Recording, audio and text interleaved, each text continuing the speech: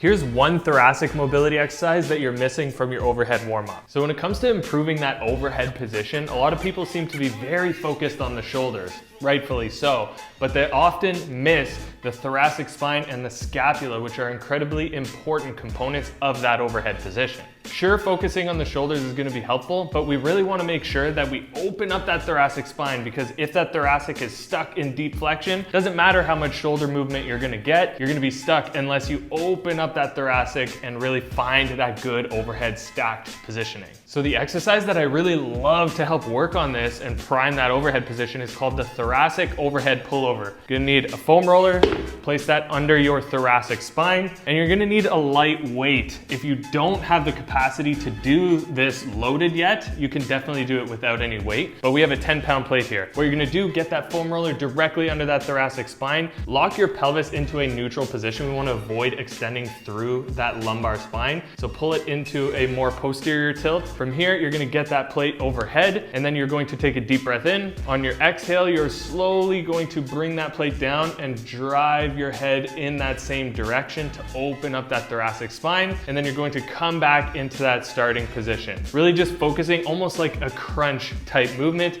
and really focusing on using the weight to help you pull out of that thoracic extension to help build strength there. Again, if you don't feel like you're quite there yet, you don't need to use loading either. Same pattern, same intention. Deep breath, exhale, really reach for that thoracic extension and reach for the floor behind you, and go through that same movement, engaging as you move. Give this one a shot before you plan to get the barbell overhead next time, and maybe 2 sets of 4 to 6 reps, and you'll see that that overhead position feels amazing.